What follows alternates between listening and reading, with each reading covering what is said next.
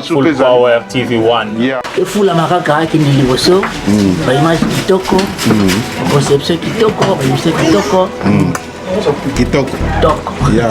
Full Power TV, number one. C'est ce que je suis en train de dire.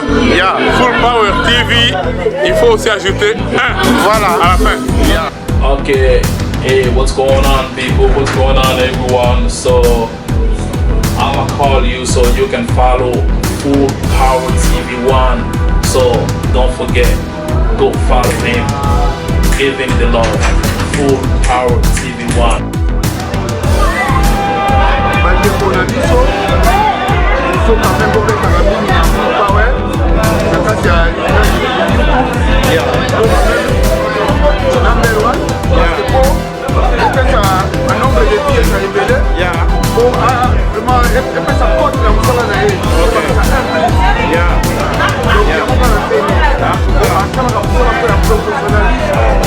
Vraiment, je l'aime beaucoup.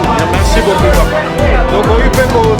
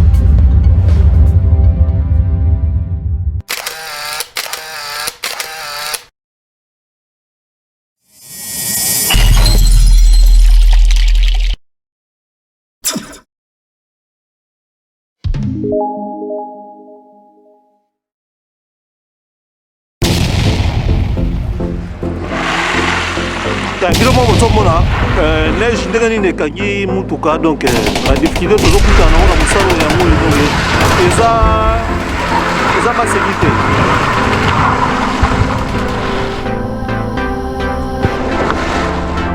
Ayayay.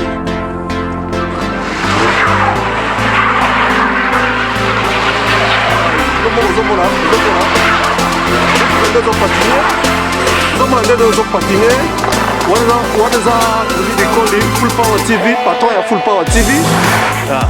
Yango wana pièce unique.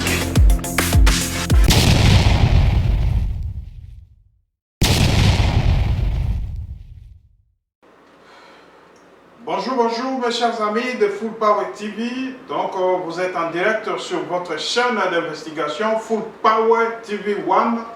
Dans notre émission Tribunal, une émission d'analyse. Donc, vous savez, mes chers amis, je suis pas seul, je suis avec votre serviteur de Dieu au nom de Onésime Daseka Seda Rapide. Il est ici, c'est vraiment un pasteur titulaire. Donc, au niveau de Seda Rapide, il est ici avec nous dans votre plateau de Full Power TV1. Donc, vraiment, sans plus tarder, on va passer par les salutations. Bonjour, monsieur. Bonjour, papa. Papa pasteur, tout le monde est ce soir aux Zongi. Moi, ma question par rapport à l'émission Eneki, mais Boni, moi, Mikolobo, Degeni, papa, nous autres, les autres. Toza malamu, zote za malamu, zamba pambola yo, nde tokutani lisusu. Bali misabiso mwa malili bandi koya. Ba programme komi pertibé. Lelo tolobi mwa moye bimi. To koma bisika to solo la kana bandeko. Zambe apambola bino, bo partager l'émission na biso, bo s'abonner massivement, soki ozana lisungi eza lisumu te, kosenga pe eza lisumu te. Soko moni ke okosunga biso pour que studio na biso ezwa forme du jour au jour. Okozala le bienvenu, que Dieu vous bénisse. Nyos to kosola lelo nayebi que beaucoup sepela na. Voilà. Mes chers amis, kakandenge tolobaka, donc oyo ezali na kati émission tribunal, émission oyo tout ça la analyse na basali ya Nzambe, ezali ba analyse politique ndenge mboka na biso ezoko tambola, tout ça la kapé ba partage ba enseignement et les kaka na chaîne na biso, ya ko éclairer peuple de Dieu par rapport ya makomi, par rapport ya ba recommandation nini Biblia eza ko pesa biso. Mais lelo to lié lisusu comme mon message na kati ya émission na biso oyo tolobelaka, tout ça la ba analyse parce que quelque part, tout le monde a mboka soki ezali malade, makambo nyonso ezali par terre. Alors, tokokipe kozwa mayele ya basali ya Nzambe kopesa biso ba orientation par rapport ya ba émission, par rapport ya ndenge nini mboka ezali kotambola. Lelo tokolobela nini tokozala na introduction oyo toko introduire ya kotuna nano makambo mike oyo etali eza mike eza minene par rapport à l'enseignement, ndenge nini makambo ezokoleka makati ya mboka na biso tokolobela lisusu pe makambo oyo etali donc coaching ya mosali ya Nzambe par rapport ya ndeko songolo ou pakala.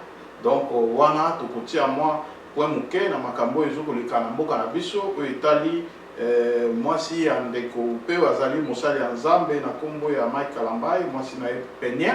Tokolobela pe makambo wana par rapport ya comportement, par rapport ya accoutrement, par rapport à makambo ebele tokolobela ngo na kati émission na mosali ya Nzambe ameka kopesa biso éclairage par rapport ya makambo wana. Sans plus tarder, toleki pa ya mosali ya Nzambe tokobanana na makambo oyo etali enseignement et tokolobela pe makambo ya ba voyage ya mokonzi ya mboka tolobela ki yango dernièrement bandeko baba, mais pourquoi pour approfondir tende toko meka kosolana mosali ya Nzambe.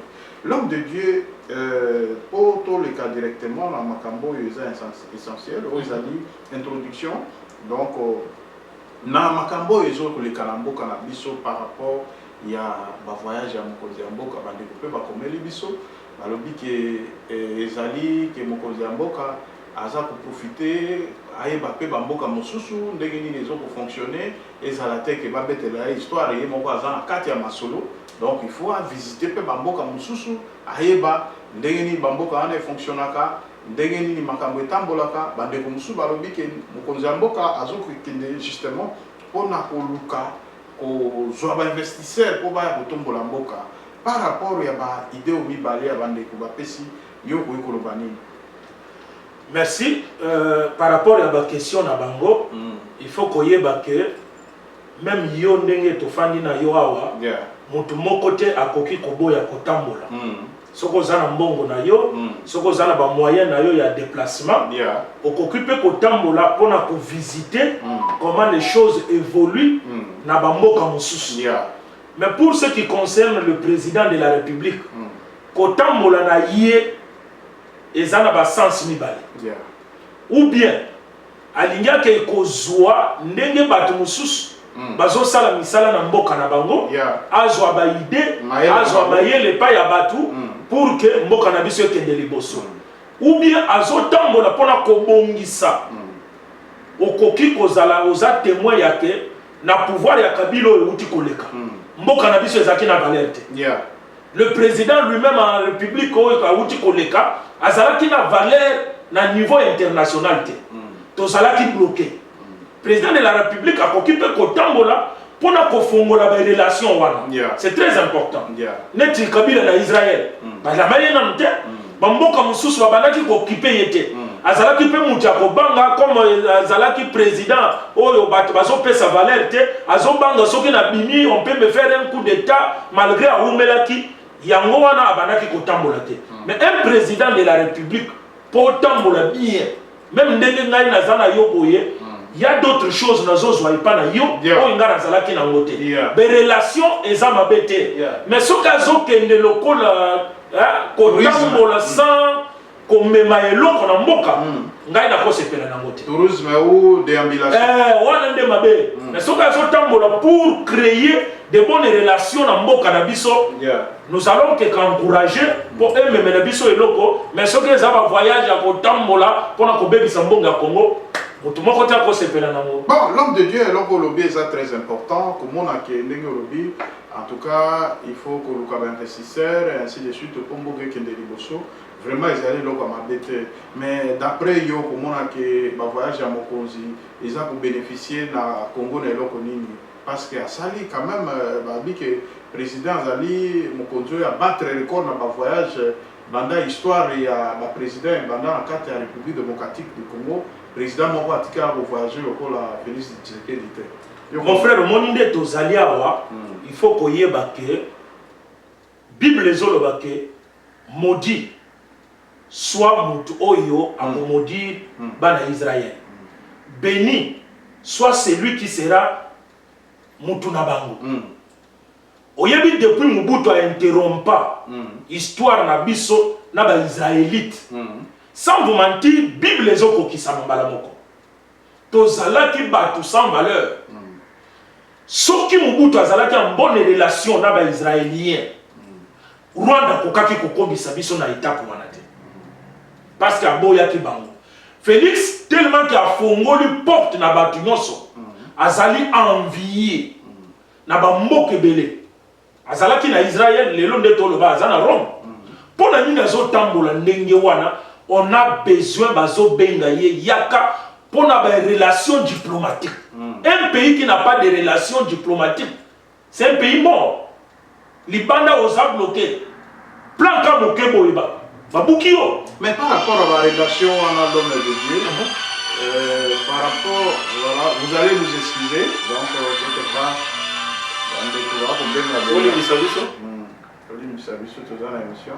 Donc, le problème est que question est à Congolais, il y a des cognos sur Bazolanda Bisso. Question est claire, mon salaire ensemble, et éviter ceux qui comprennent qui Motuna Ngai, Motuna Zali sa cité. Et voyage à Mokonzi, mais mini na kati Amboka. Voyage à Mokonzi.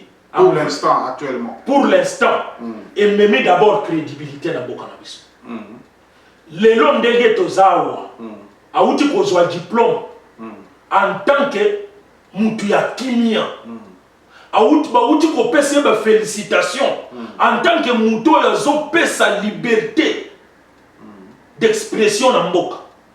Pour nous, biloko wana zoke ko zwango selon ndenge bato mosusu bazosala diplôme wana s'il vous plaît mosala ensemble ezali ba diplôme académique ou eza diplôme académique diplôme ya mérite non eza mérite eza te ki afandaki na bande de l'école azotanga ndenge tomonaki ya Kabila na Afrique du Sud te non pour ne pas vous interrompre moni soki tolingi o eza chaîne d'investigation parce que moi comment dirais-je moi trouble koti na moto ya bato ya komona ke bato bazo koloba ke président de la République ake kotanga président pe akala ke kotanga vraiment bazuzu ba diplôme sikoyo entre les deux diplômes oyo ezali diplôme ya ba étude académique ezali diplôme nini eza diplôme ya Joseph Kabila parce que Joseph Kabila eza classe atangi oyo bapesi Félix Tshisekedi eza pona classe te ezali mérite ndenge azozongisa mboka moke na nzela mais eza diplôme te ki atangeli yango classe les gens doivent faire la différence Kabila ya ye ezali ya bande de l'école ata akendaki kofanda na bande de l'école te azotanga bacours en ligne par correspondance akei nde bapesi diplôme wana c'est un diplôme qui est valable. Mais oyo ezali lokola muto osali musala bien bapesi en vérité ezali diplôme ya classe T. Donc eza lokola batomboli diplôme ya honneur omonde tozana ayo awo bamoni ke full power eza difficile saleli emo eloko eza difficile mutu aloba na pona full power ozo kuta cadre za kofanda oza te ozo tambolaka na ba micro na ba ndako ya batu non soki mutu alingi aluka yo aye akuti makambo efandi tokoki mpe kofanda ba pasteur ya awa tolobi non tozosala le diplôme de mérite na mosala ozosala na ndenge ozo faire découvrir bato makambo de awa toye topesi yo yango tu peux ce diplôme de mérite. Mais où il y a classe, c'est différent. Yeah. Ok, vraiment, bandeko bolandi biso na bokebi parce que awa toza na kati ya tribunal ezali pour la kosambisa bato ezali kaka kombo to pesa émission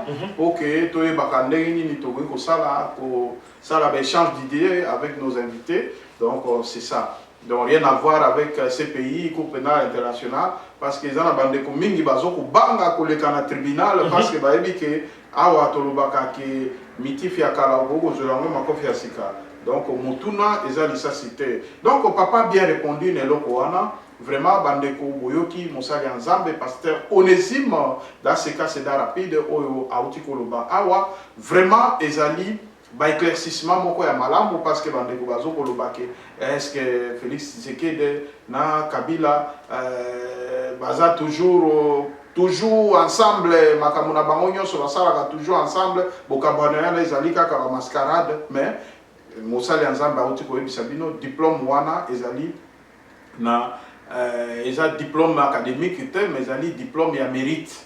Donc ça veut dire que bah, reconnaître que Mosali chef de l'État oyo Félix Tshisekedi aza kotambwisa mboka na ndenge oyo elongo bani yango oyo ba récompenser na diplôme wana. Alors papa eloko oyo lobi wana ezali diplôme ya mérite. Est-ce que d'après yo komona ke makambo nyonso oyo ndenge zotambwa na Congo Félix Tshisekedi azo ko mériter diplôme wana? Azo mérité diplôme pour Nangai d'abord sur le problème de la sécurité. Mon frère Félix Akoti na pouvoir soki otali na 2 ans et demi à Sali. Je ne crois pas que ba mort eza lokola ya Joseph Kabila. Tant que Joseph Kabila koti na pouvoir, la première des choses c'est massacrer le peuple congolais. Olingo bimisa mutu boye na butu baye batumbio na butu baye bakati yo mutu. Diplôme wana zui yango d'abord na problème au Italie sécurité à Congolais. Politicien mon côté à la prison. Politicien mon côté à kufi na lisasi tozalaki na yo na mboka wana. Un député ya MLC Mibale. Na 2006 ba kufa lokola bana mike. Boteti a été assassiné en pleine journée na régime wana. Est-ce que vous avez un régime ya lelo ezali? Ya mwana tango bazo mona ba avancer wana, ba avancement wana, un grand power azo sala, nde omoni ba pesi diplôme wana. Mais lingi koloba teke makambo nyonso sili. Lingi koloba teke au Congo tout est maintenant normal non. Mais l'homme de Dieu, pour ne pas vous interrompre, l'homme est très important. Il y a Kolobake, par rapport, il y a des avancées, on peut constater quelque part. Tango, il y a Kabila Ezalaki, Intouchable Bazalaki, Otubandeko Benga, parapluie solide, mais le loyo, Tomoni, Bandeko Mingi, Oyo, Bandeko Mimona, homme fort, se retrouve dans la prison, et Tozo Koloba, ou Matata, Azana Katia, kati ya moto ya procès et bandeko Vital Kamerhe aza na kati ya prison bandeko ebele bakoti na kati ya nini. Est-ce que d'après yo état de droit ou balobi état de droit donc ezali une grande réussite ou bien ezali échec? État de droit ezali c'est tout un système. Pour système et fanda ça prend du temps mon frère. Que personne ne vous trompe. Les avancées il y en a. Ndenge ba procès ezokende mais ce n'est pas aussi au président de la République de mutwakokende kofanda na tribunal pour kosapi sabatu. Mais bateau ya chewana, bateau bazo sala musala wana, 90% bazaka makila ya kala. Makila ya kala ya corruption, bakay ba pesier 10 000, ba pesier 20 000, ya azu 20 000, azu procès à fandisi yango. C'est au juge maintenant de faire leur travail.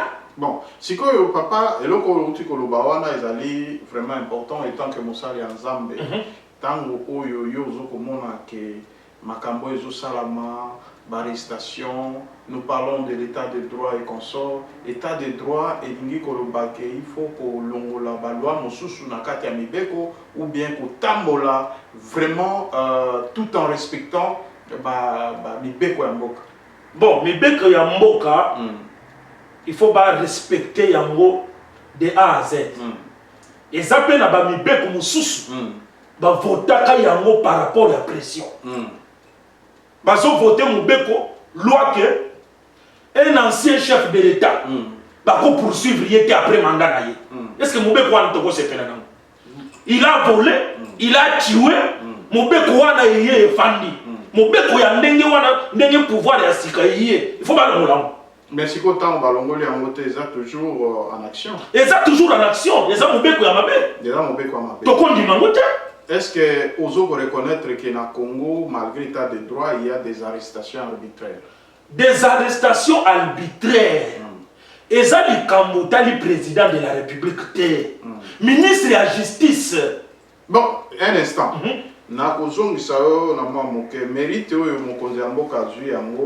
par rapport à l'entourage, par rapport à l'endengue misale parce que IGF, président de la République, a été karaté à Kende Okangaba.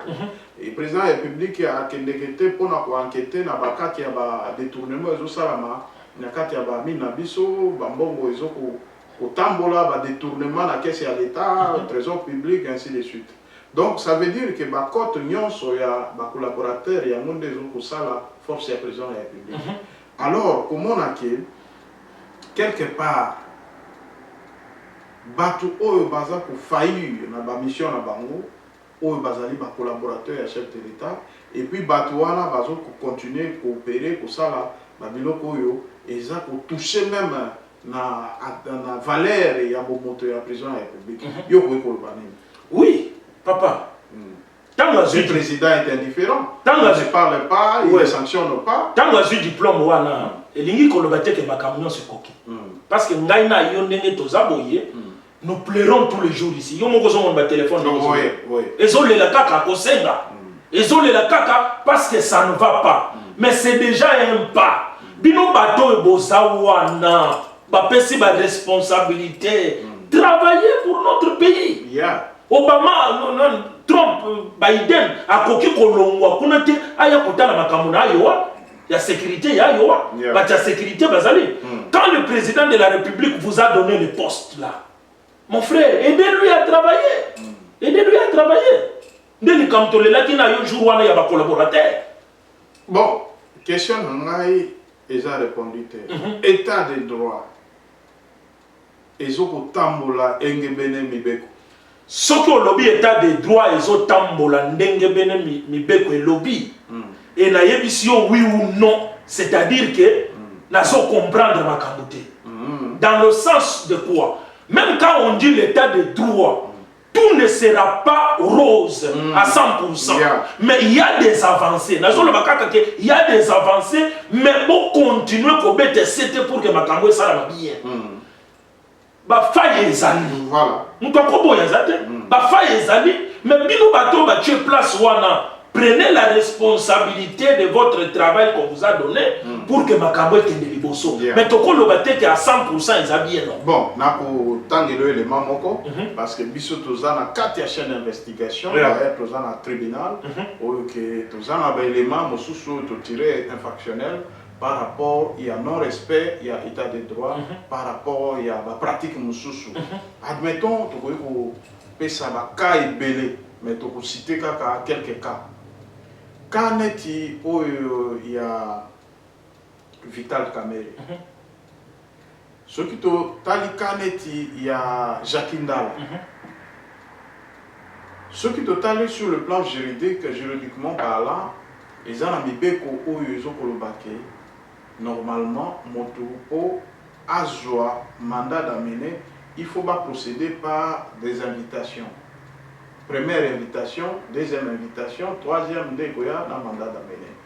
Est-ce que le processus soit exclu ou bien état de droit normalement ezali comment de état de siège parce que tout dans état de siège ok bazwaka ba mesure moko o ezali forte ba mesure oyo peut-être qui en contradiction à ba mesure o ezali normal ya kolobake quelque part mibeko ezoko zala violé par rapport à état de siège ou ezali par rapport il y a sentiment à mokonzi ou par rapport il y a intensité infraction au moto à commettre parce que moto Jacquinda la bazoye sans mandat sans invitation ce que tali bandeko misusu balandi wana sans invitation ainsi de suite bamata tampogno patati patata bato nyonso baleka wana sans invitation or que mibeko ezokoloba ke mpona kointerpeller mutu normalement il fallait koinvite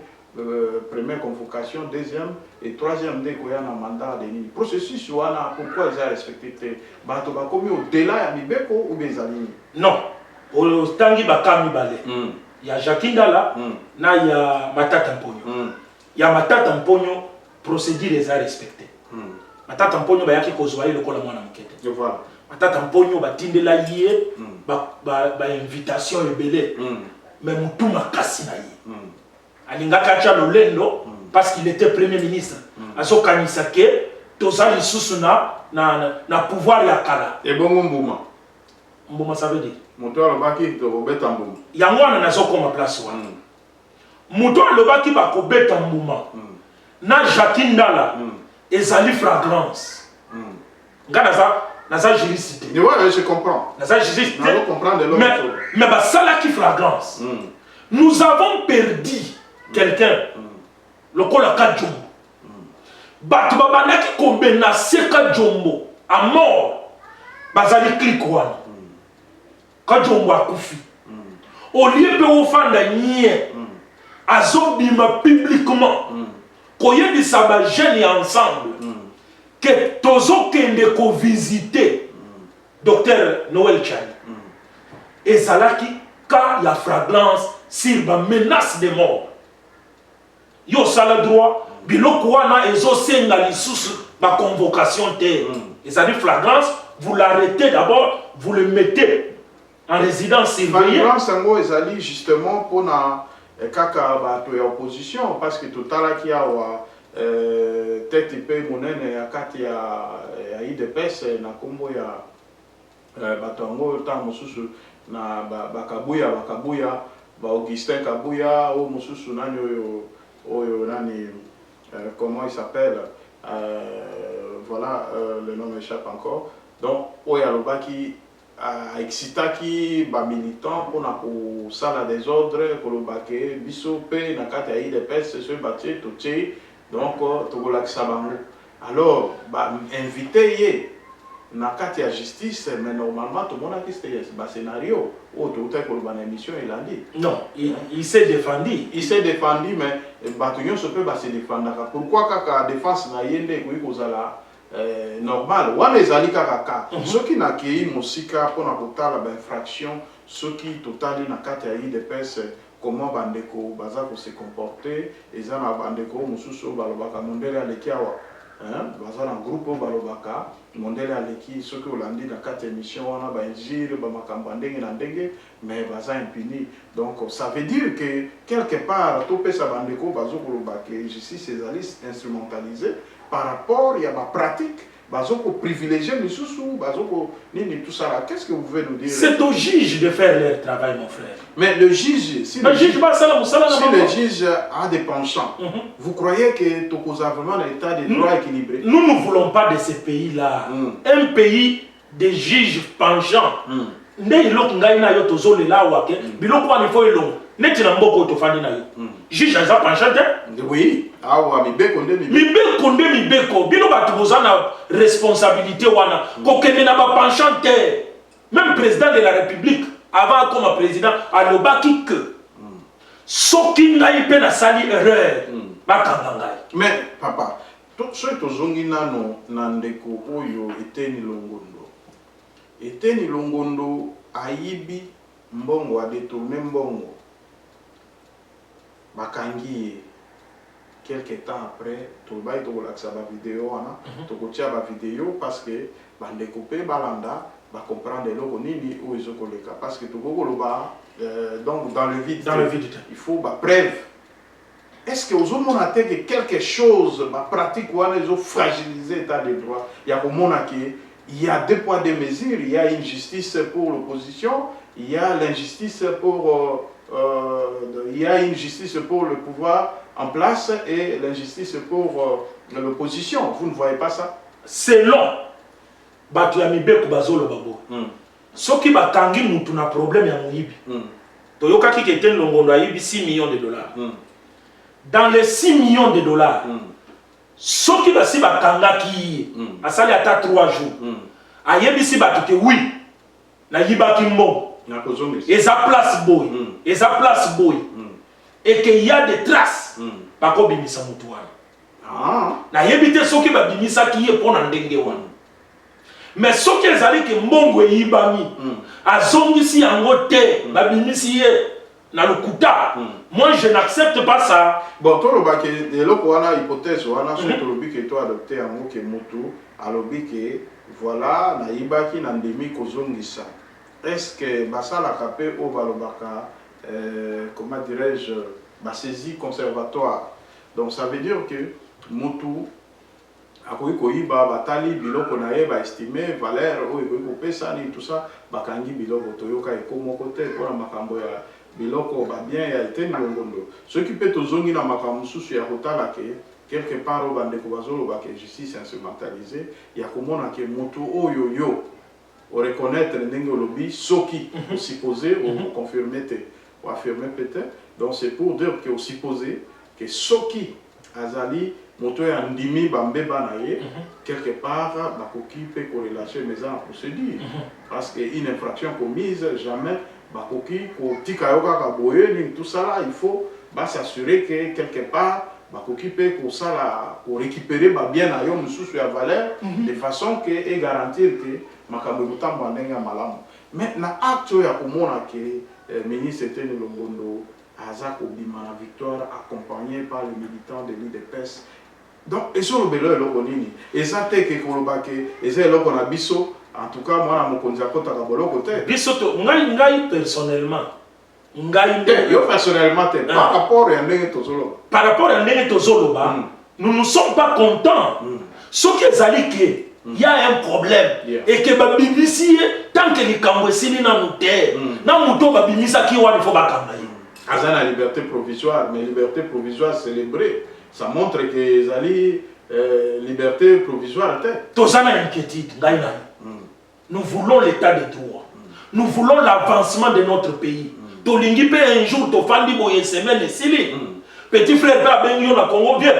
Na zoti de le 10. Voilà. Azu à moi. Petit frère non. Mboko bongi. Mutu pe ya Congo a tindelu ata $10 à partir de là. Voilà. Et ça te kaka bisoto bimisaka bande konanga surtout vous les juges. Pombo kawane kende liboso bato bazaye belé ba yibi bambongo quand vous acceptez la corruption vous doyez 6 millions de dollars à kamati $800,000 à pesio. Au monite ka bebisele bisomboka. Bo kanga bango. Bo chabango na prison. Mais même si c'est le numéro 1 de l'IDPS. Prenez-lui. Non, va kange na mascarade quelques temps après bon. Salika ba minute ya pamba. Tozana Quant à moi avec la petite intelligence que j'ai nakoki kosala même semblant même ya kolobaki bon lokola bakangi secrétaire général wana misai ba propos malamu te na fanda ta par semblant ata 2 semaines na prison prison non prison ya bino moko eza lokola neti ngai naza na prison na ngai na kati ya cave nakokende pe en visite voilà ndenge nini makambo ezo na musika na kati ya prison na ngai moko na koloba mama tielanga na télévision tielanga télévision lambelanga bo donc oza na liberté mais ozopesa kaka impression que population mona que t'as des droits vraiment ils ont ça mais eloko basali ezali kolakisa ke quelque part justice ezali pona bato moko boye eza pona bato mususu te nous déplorons ça voilà donc biso toza na tribunal tozo kolobaka en vérité parce que cela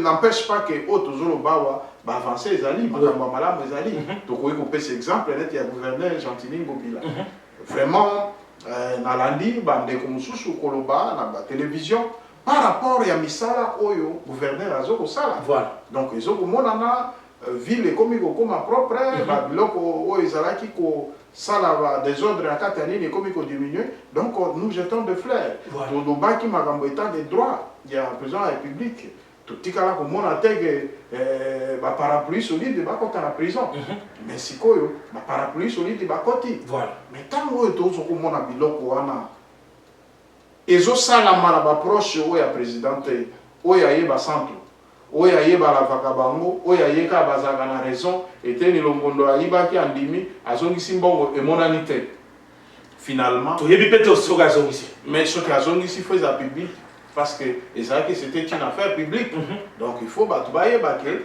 tata oyo ayibaki azongisi mpe eza wapi tozokomona oyo ya ndeko Willy Bakonga azokopurge peine na ye na prison est ce que mbongo ezongaki donc Congo ekomi loka malade oyo ke balobaka ke moto ayibi me ntango mbongo ezongi elobamaka te toyebi te est ce que ezongaka ou bien ezongaka te point d'interrogation vraiment na tokoleka wana tokopesa yo mwa maloba moke conseil nini oyo okoki kopesa mokonzi ya mboka par rapport ya entourage parce que soki nalobi boye tokozonga mwa moke nsima ya makambo etali Fayulu nakanisi marche ya Fayulu ezalaki une grande réussite ndenge biso nyonso tomoni na kati ya bilili bitando ike komona ke engouement ezalaki bato vraiment est-ce que komona engouement wana na kati ya marche wana eza kolakisa te ke population a retiré confiance et pas ya Félix Tshisekedi yoko koba mon frère il faut kozwa biloko wana na angle mibale ekozala bakirie bayaki batala ndenge Fayulu azotambola ekoki kozala pe bato babandi kopesa ye confiance sur makambo azosala mais kobosana te ndeko na ngai mboka wana tellement que l'extérieur ne nous aime pas bakendaka kaka kozwa bato oyo bakoambrouye mboka wana video wana nayebi te soki yo oza nango ntango bakendaka na Genève Félix Antoine Tshisekedi avant qu'il soit président de la République alobaki ke baferaki bango signifier un document na kati ya document wana c'était un document de la franc-maçonnerie nayebi te soki la même vidéo non la nia on a monté je vais vérifier ça na routine de l'homme tant ba sinisiaki bango mikanda wana ba sinisiaki bango na initiation na bango à l'occultisme tant il a retiré ceinture na yé azana ndeko na yé moko azali pe mutu ba science wana nda yaki koyebise ke omoni biloko ko signaki awa ezalaki adhésion na bino na 3e na 32e degré ya franc-maçonnerie ezali na top Congo na top Congo tokolukango na kotalisa yo yango déclaration wana problème na biso ezali yake muto akendaki ko signer pacte na Satan qu'est-ce qu'il allait nous donner dans ce pays là il faut se demander lelo ba vidéo mususu ebimi oyo azo signer lisusu mikanda mususu pour liquider le pays nani wana la personne de Martin Fayulu qui dit ezali siko il faut total makambo na angle mibale ndeko yazo ya pona kobongisa Congo ou bien yé eza intérêt na yé ya ko signer ba document na bakiana il faut s'interroger donc d'après yo omoni ke makambo eza na des angles soit bato ba pesi confiance soit ba kiriende bayaki soit bato ba pesi confiance parce que c'est un homme populaire bon sikoyo to kende musika te toza na tribunal tango tolobi ke tango mosusu eza ba kiriende bayaki marche mosusu pe eza ko s'organiser o ekozala tout ce qui est engouement et pesi yoko pesa avini nous l'encourageons non atoni boy pour tous à la claire bandeko ba kolanda biso motuna ezali ça c'était l'homme de Dieu donc kolobake tango yo lobi ke ce sont des kyrie oyo bayaki parce que marche échoua qui les bosso ba lobi ke non échoua qui parce que Fayulu azana batute ainsi de suite mais où est réussir bato va changer lisusu bazo koloba ndenge yo moko lobi ke bakirie pe bazanga kate bakoyi koya komona to banano eloko nini ekoleka discours yango ekozala ndenge nini na marche ezokoya soki ke engouement et déborder lisusu yoko ekoloba nini marche ezoya soki marche wana esili et qu'il y a des avancées tokoya ko répondre voilà attends wana mais pour le moment nous lui posons la question il est pour les intérêts du Congo ou bien il est pour les intérêts ya bapaya. Et peut-être ce que je comprends. Bon, signer un contrat, kuna avant que boya kosa la campagne bon contrat wana ezalaki mpo bana Congo balia 3 fois ou bien c'était pour que bino botonga tokoyeba ngo avec le temps quand bakosa la marche émission na yo eza polele on viendra on va décortiquer mais nous lui demandons asala musala na ndenge ya pousser le pouvoir à bien travailler. Parce que l'opposition pousse le pouvoir à travailler. Oui. Ce qu'azo salango na ndenge wana, nous l'applaudissons. Mais ce qu'azo salango pour détruire encore l'image de notre pays, on n'acceptera pas ça. Bon, question wana na tunaki, les aïki na des angles. Il y a comme on a que la population est retirée confiance dans Félix Tshisekedi ezali par rapport il y a pas makamususu mokonzi aza riche en promesses mais jusque là la réalisation est faible par rapport à la promesse malgré que la réalisation est mais est faible. Il y a comment la gratuité de l'enseignement, c'était une bonne idée. Il y a pour ça la gratuité de l'enseignement et enseignement. Mais actuellement, tout comme on a que gratuité et enseignement, ils ont la motobape sur soso, mais au bout il y a soso bique non, na préféré na ngara zonga na ngaka na pondu parce que soso yo na moni angolo quoi soso les a empoisonné. Donc yo ko ko banini gratuité de l'enseignement et comme empoisonnement na ba élève na kati ya Congo ou bien zali et loko yo pena nourriture ya malamu. Pesa ngai moi temps na répondre na question wana. Parce que c'est une question piège, ils ont piégé, ils ont une profondeur spirituelle. Yeah. Bateau bazo sala grève, ils ont l'état. Est-ce que vous comprenez? Non, je comprends. Ils ont l'église catholique. Ils ont l'église catholique. Parce que awa bateau bazo sala confusion sur l'église catholique. Et sur Ambongo, Chole, na Otembi. Batmisa Touana. Bangonde Batbazo embrouillé. Et vous appelez que c'est l'église catholique. Ce n'est pas l'église catholique. Botanga Kachole, Botangi Ambongo, Botangi Otembi. Batouana na Bible, Basali. Donc d'après yo bateau yo ba excité, bana basala ba marche wana ezali. Eza mitu misa Touana. Nde bango to ba excité. Mitu misa Touana. Ils ont travaillé pour le Satan. Je suis clair avec toi. Mais tout misatu wana bazo travailler pour l'avancement ya Congo te. Batouana misatu. Baye misaki biso ke bazala kina 40 000 et smartphone. Yo si o mona yango. Bisika ba smartphone wana ekota na Congo. Pour basala inspection. Il y a élection. Tout mona yango te. Yeah. Basenga bango ba preuve. Ba preuve ko tout le monde a pété. Il y a recette. Il y a mutu na bango. Tout le monde a yango te. Et récemment aussi balobaki bazui bazana ba preuve to monité. Lelo batwana. Comme balongoli bango biftek na munoko. Mbongo babandaki ko zoya ba parents. Mbongo babandaki ko yiba c'est du vol. Combien des écoles fictives oyezana associé à Batouana. C'est pour cela que le cardinal, on s'est voté. C'est un homme intègre, un homme de la valeur. Mais Batoumi Sato Baza la valeur, Bazo Bébi c'est même l'image à l'église catholique. Batoubatika Koloba, l'église catholique, il y a un problème terre. Et ça va jamais balé, il y a Satan, il y a Misato, il y a Satan. Baza le kola ba pharaon, ba famille. Mission à Bango, c'est pour détruire. Mon frère, le Mumba, Mboka wana batubazo le Bango et baby lelo non. L'homme de Dieu. C'est là, c'est ça. Bête à moi et l'homme moqué. Tant que zo ko ba ke bateau mi balé bazo. Bateau misato. Misato bazo ko détruire, ba congolais bazo tala yo partout na kati ya monde. Est-ce que zo ko assumer makambo? J'assume. Parce que ceux qui te le dit que bateau misato nde bazo ko détruire.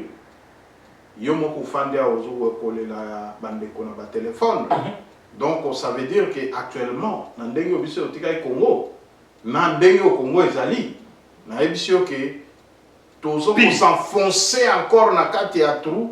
Donc ça veut dire que président de la République quelque part ba défense mosusu oyo bande ko bazo défendre et bazo ko tsena kati ya libulu parce que ceux qui totali malamu L'initiative ya gratuité et enseignement ezalaki mabete. Est-ce que ezalaki na budget moko alloué pour na ba makambo wana? Budget oyo basalaki pour na gratuité et enseignement, pour ceux qui budget ezalaki tokokaki ko connaître babiloko nyonso to moniter parce que ceux qui tali grève ba enseignement loba bona catholique loba ba enseignant nyonso te non ba école belé donc ngana kotielo ba image okolanda ba école o isa ba école catholique te kasi on senga ki opesa ngai temps na yebisa yo ya mon frère nasi sabongo yo ko donc ezaka na église catholique te bandeko bazo kolela soki totali mokonzi ya mboka azorate ba chance ya ko toucher mitema ya population. Ça veut dire que badi pena no yo yaki awa pona ba député za ke loko ke ekokaki nano ko ya ko simba nano secteur ya social ya population pour que ba population bali anano malamu ba ye bandenge nini ba ko tambola makambo ekende malamu eloko wana eleki toyena makambo gratuité ba grève comme ko sala bana mike kutu mwana moko akufi na kati ya marche wana oyo bana basalaki pour nous réclamer, Abisoki Félix. Et ça là qui est catholique, papa. Il y a mon azo Abisoki. Yoka, bana catholique, voilà, ce sont bana congolais. Donc c'est pour vous dire que quand les enfants réclament, jusqu'à ce que marche débordée, ça c'est que qu'on soit moi Koufi, na carte marche. Vous imaginez que eloko modèle wana ezali eloko to soutenir la montée. D'après yo est-ce que charge nyonso yo kopesa catholique or que ba parents nyonso yo kopesa catholique te no bi 3 personnes oyo baza ba auteur ya ba trouble wana ya ba makambo nyonso zo ko salama par rapport ya makambo nyonso to zo komona yo ko banini exactement poto chité ndeko na ngai avant au comme on a 10 il faut bandana 1 voilà mais ce qui un wana est bien écrit 10 ekoyate. Notre pays a de la chance. Notre pays avait de la chance. Batubache biso malheur. Ce sont les impérialistes. Batumi Satouana. Bazabe impérialiste yakala. Non, on aura une émission pour ne pas vous interrompre. On aura une émission spéciale par rapport à pillage. Oui, Salemaka nakati ya Congo, na époque coloniale. Na ebisio que émission wana ekozala eko interpeller ba konzebele voilà ba comprendre ndenge nini toza manipuler comment le monde nous manipule c'est qu'on a milito toza na makambo wana to kosala yango émission naza na belema parce que nga wana sa émission faut na zo belema belema ezali par rapport il y a destruction autorobe ngango comment dirais-je vol organisé ya richesse ya Congo. Donc, mais yogo koba na idée na ora par rapport na likambo etali makambo ya grève na école ya l'état il n'y a aucun enseignant de l'état qui a réclamé grève azate bato bazo réclamer grève instrumentalisé par Batumisat Oyo ezali batu ya ba école ya Otembi ya Mbongo na ya Chole école catholique te ya Batumisat wana. Tant que tozalaki na papa cardinal Mosengo, biloko wana ezalaki te. Bango bayena ba école fictif, bayena ba professeur fictif, ba kotisi batu ya lokuta na kati. Tant que baye ko sala ba monike soki si batu misato Mbongo Chole nani. Mais Chole n'est pas un ministre, il y a FST. Papa, tant que baye ko sala nani baye ko sala inspection, il y a ba école normale, o bazo benga ke za ba école catholique. Bakuti ke ba école ya lokuta isa ibele catholique. Oui. Na ite soko la ndake lokona. Allez-y. Siko ina ba mbongo iba chiaki. Po baba ko futa batu. Ezo ya ko bima muke. Donc ça veut dire que l'école fictive n'est pas école fictive et avalé na ba mbongo ebele. O ba ko futa ba enseignant, o ba ko organiser gratuité enseignement. Voilà. Tant zo yebisa bango ba tanga ba école wana bango ba lingité. Yango nde ozomona instrumentalisation nyonso wana. Mbongo bakangelaki bakonga ezongi wa. O balobaki ke yepe a détourner. Siko soko lobi tokende lisusu na makambo ya bakonga to sito lobi ke makambo ya bakonga aza na prison. Ba juger yé makambo wana esila. Lelo toza na problème ya grève. Tozo ba makambo ya grève parce que tokoki ko joaka moi belema mike. So to lobi makambo ya bakonga ça veut dire que mbongo ndeko ya yibaki. ceux qui n'ont pas récupéré qui m'ont et qu'on servir dans le secteur soit il y a enseignement soit il y a c'est à Bakonga de nous dire l'argent se trouve où. Non, c'est pas à Bakonga, c'est à la justice. Voilà. Il y a Kokangata bilo konaye bate kango bazongi sambongo mais batumi ça oyo comme bazaba impérialiste ya kala depuis 1960 Lumumba bazu indépendance lelo les blancs ont corrompu bakorrompaki bapoliticien te bakorrompaki kaka abe chole abe otembi na banani ntango nazoloba ndenge wana nazomona image ya babe ya kala bato wana bajouwa kaka mission pour détruire le pays. Vous comprenez? Bapharaon bazalaki na se ya mokili awa pas pour faire avancer bana na Nzambe, pour détruire les enfants de Dieu. Bato batie trouble na 2018 bato bisatwa tolandanano eloko ya bana oyo ya classe malgré mosala Nzambe azokopesa biso baélément tolandi à suivre. Willy Bakonga purge une peine de 3 ans là-bas, si c'est 2 ans ou 3 ans en prison, et pas seulement parce qu'on lui a trouvé avec 30 000 $ américains, mais tout le monde sait que c'est un pédagogue de renom dans le pays, c'est un homme qui a des écoles partout, qui a été ministre dans ce pays. Willy Bakonga ne peut quand même pas se retrouver en prison pour 30 000 $. Vous prenez quelqu'un avec son fils, vous l'envoyez en prison, soi-disant on l'a trouvé avec 30 000 $ américains. Alors que tout le monde sait que c'est possible pour un homme comme Willy Bakonga, 30 000 $, c'est rien. Logiquement, attends, on ministre, tu arrives à l'école. Les hommes ont les opé, la kuna na EPST, et 16 millions de lobby, et 16 millions de lobby. Mais celui qui est en prison était ministre de l'EPST. On peut mettre dans son actif le fait de la gratuité de l'enseignement, par exemple. Que vous le vouliez ou pas. Mais c'est lui qui a porté la gratuité de l'enseignement, qui est aujourd'hui le cheval de la campagne. Gratuité, c'est Willy Bakonga. Et faut-il rappeler ici qu'il a fait contre son propre parti, le PPRD, qui voulait absolument que gratuité en a échoué. En a prison, Longondo est dehors. Willy Bakonga est en prison. Bakonga, ministre de l'EPST ici, nous avons vu qu'il a réussi à faire payer presque 100 000 enseignants non payés. Ils ont été mécanisés, ils ont commencé à recevoir de l'argent. Dans les 50 000 nouvelles unités, ils ont été payés sous Willy Bakonga. Ça aussi, il faut mettre à son actif, il faut en parler.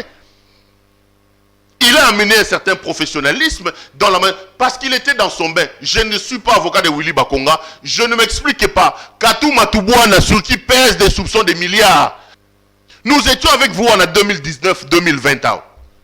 Covid et Katsego Kangama. Nous avons réussi à ne pas avoir une année blanche. Mais le ministre, c'était Willy Bakonga. Qu'on l'aime ou qu'on l'aime pas, c'est la vérité. Mon grand défaut, c'est aussi ça, la vérité. Allez faire un tour aujourd'hui dans le ministère à EPST Wana. Et comme il y a 16 millions. Et 16 millions. J'ai vérifié. Lui qui est en prison là, à son époque, est-ce que tu n'as fait pour les bandeaux coûter 16 millions? On l'a présenté comme un grand voleur, comme un bandit de grand chemin. Bakangi Moutou, na mwana, papa na mwana, tindi na makala. Pour 30 000 $ américains. Non. Soyons justes et soyons logiques avec nous-mêmes. Il faut que Matoubouna réponde de ses actes. Il faut que Longondo réponde. Et il y en a aussi qui sont en train de pourrir et de moisir là-bas en prison, alors que, dans le fond, leurs dossiers ne sont pas aussi scandaleux que les dossiers de ceux qui sont à l'extérieur. Je parle de Willy Bakonga. Il a fait son temps à ce ministère-là, et on a vu que lorsque Willy était quand même ministre de l'enseignement primaire et secondaire, il n'y avait pas tout ce qu'il y avait ici. Il n'y avait pas tout ce qu'il y avait ici. Ouais, l'homme de Dieu, vous ne pas. Bato ba instrumentalisa ki bana ba kende na nani. Bazana ki l'école officielle, ce sont des écoles catholiques. Ce sont des écoles catholiques. Dans un pays pauvre comme le Congo. Mais l'école catholique, il faut que tu saches que tu as 800 $. Yo konta ni sabana kuna. Ngai jeune fille ngai wana. Nani école maternelle nyos. Atangi na Saint-Michel. Mais ce sont des écoles privées. Na Saint-Michel na Bandal. Écoles privées. Ce sont des écoles privées. Voilà. Ce sont des écoles privées. Tolobi école privée wana elongwa. Ezonga na compte ya ba école ya l'état. Mutu nyonso azala na capacité ya kokota classe. Gratuité ya enseignement yé. Nous avons au moins 5 millions d'enfants. Ou babanda ki kotanga te bazongi. Mais tant bato bazo combattre. Mais la différence entre l'école privée et l'école officielle par rapport à l'enseignement. Yo entre deux écoles ou la structure l'école ni peut pas ça rappeler enseignement et ça va erreur de salamaki. C'est question de nature. C'est ça l'image. Non répondre yo. Et ça dit erreur de salamaki. Ko kanisa ke école officielle étant isaka bien te ba école catholique ne mototan isaka bien ezalo kuta privé. To ça na yo awa na mboko. Programme, il y a classe et Zaka Moko. Il y a des écoles privées ici. C'est au Congo. Il ne faut pas comparer parce que non. Vous savez, l'homme de Dieu, Awa, tu as beaucoup très organisé. Naboïté. Ceux qui ont comparé, ils ont le moto comparé les fans en Congo. Naboïté. Tu peux comparer Congo na Mboko et Tofanité. Mais le problème est allé à te. Bazana enseignement Moko. Je vais répondre. Non, ma question est courte. Donc, entre l'école officielle et l'école privée, l'école Nini, Oyo, ils ont un enseignement qui top. Bissoune bato comme si bato wana ke bazana enseignement ya kitoko alors que nous avons le seul cours histoire des histoires de l'école conventionnelle. Bon, on a changé de question. Changer question. Parce que dans mon mon ça bazo devient la question là. Moto et pedi la carte à tribunal. Na koki koloba boy.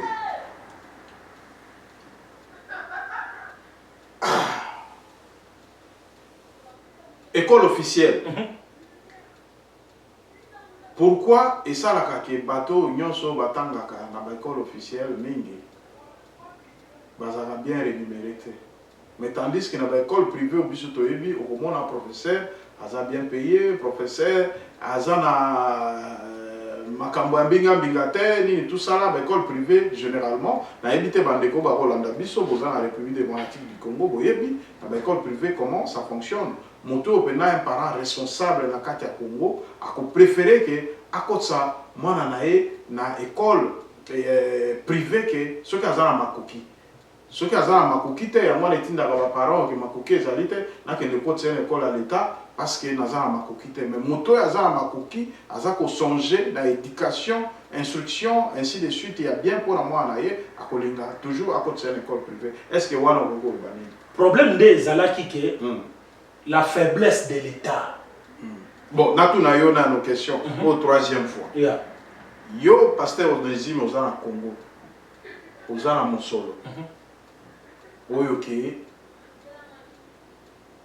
on envisage le meilleur pour mes autres familles. Est-ce que vous préférez au Samoa dans l'école et à l'État ou bien dans l'école privée? Ce qui n'a pas Congo, na kokoti Samoa na école privée pour nani. Parce que Bazolam de la Bango, l'État a failli. Tant que l'État a failli, nous sommes tous na privé. Mais ce qui l'État a fait normal, nous avons fait une école privée. Bon, deuxième question, est-ce que l'État a failli ou bien l'État a failli? L'État avait failli. C'est pour cela que les autres ont l'État est tellement. En attendant l'État a télémité, en attendant l'État a télémité, en attendant l'État a télémité, c'est à vous de décider. Donc ton côté c'est dans la privée en attendant. Non, tous sont obligés de. Aux gens obligés de. On dit que Karami va déclarer l'année blanche. Ils ont déclaré l'année blanche parce qu'il y a le tireur de ficelles.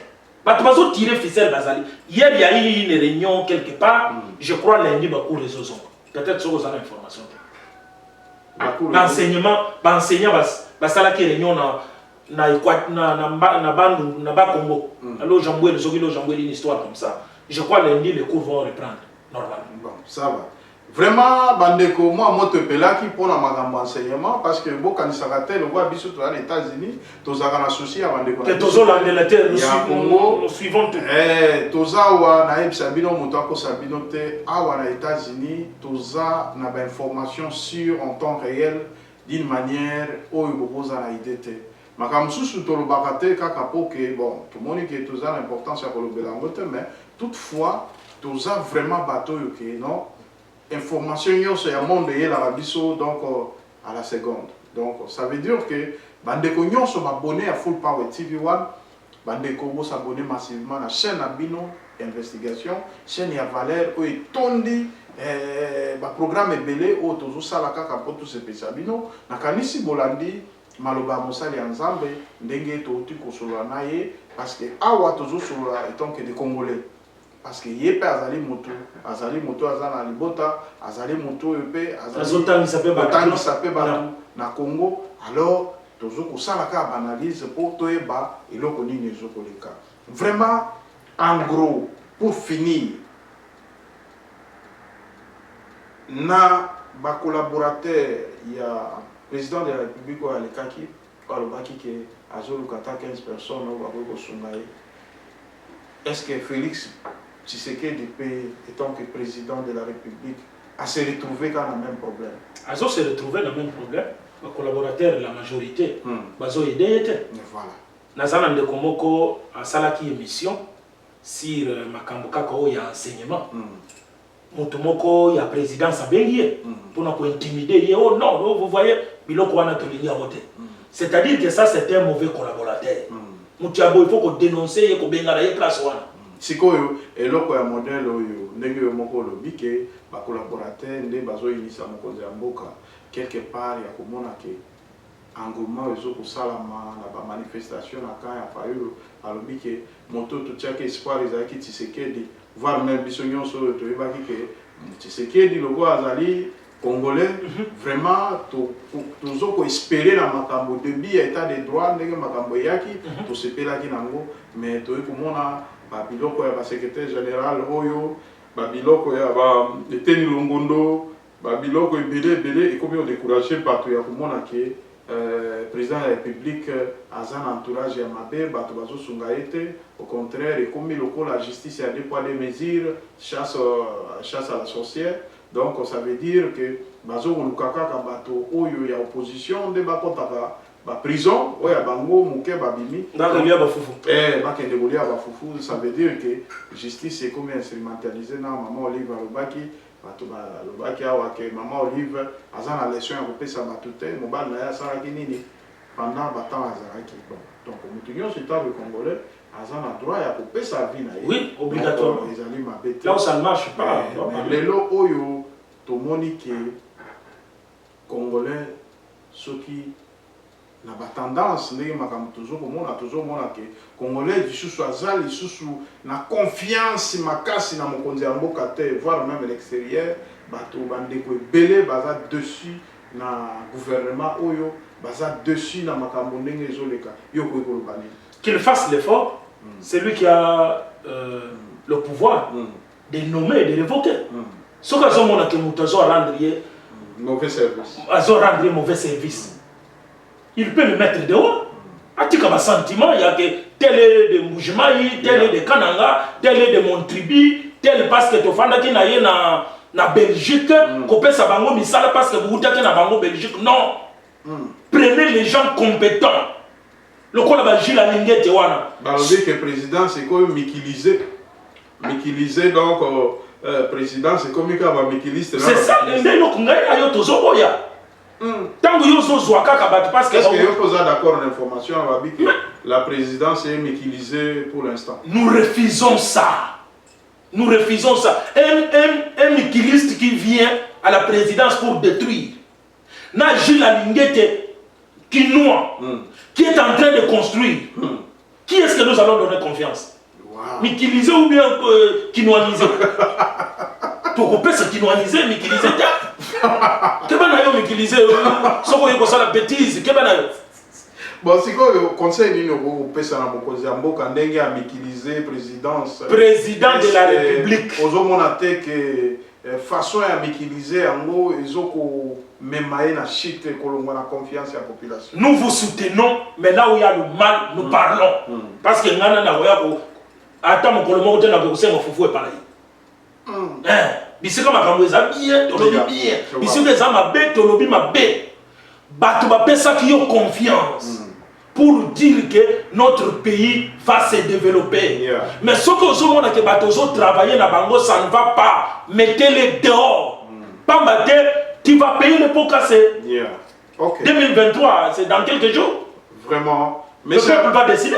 Mes chers amis, donc wana to conclure, to komi na suka, to leki eloko mususu parce que wana ezalaki makambo ya mboka par rapport ya o toujours loba. Donc vraiment mes chers amis, to komi na suka émission nde to monani na mikolo ezokoya. Merci beaucoup mes chers amis.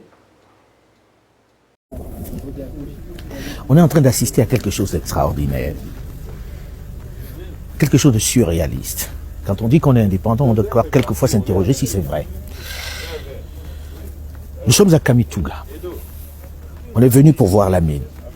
La mine est à moins de 30 km d'ici.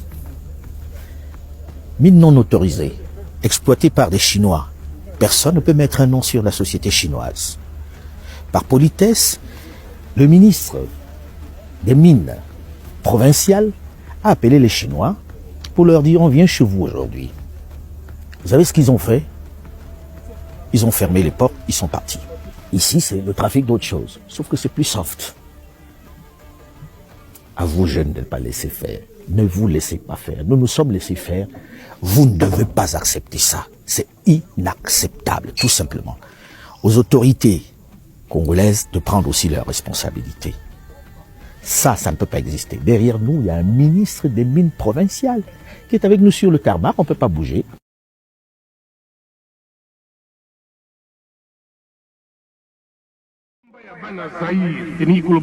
Unité nationale réalisée, Tosalia. Unité, Lingomba. Kimia, la paix aux Zaïre, ça ne se discute pas. Motakotia Yango Tembe, Azali Wapa. Tosaï na Kimia. La stabilité aux Zaïre. Olongweawa, Bandundu, Bazaïre, Équateur, Bozaïre, Tigo, Chaba, les deux Kassai, vous êtes chez vous, aux Zaïre na Mokirinayo, Molu Bazaïre Souste, Nkombe Zaïre Souste, Mongwanda Zaïte, Mokonga Zaïte, évidemment, ils allaient par étiquette. Vous allez Lingomba, Lisanga, Boboto et Sikamoko. Ça, c'est la paix politique. L'unité nationale, l'union des enfants, des filles, des fils de ce pays réalisée. Qui peut mettre ça en doute?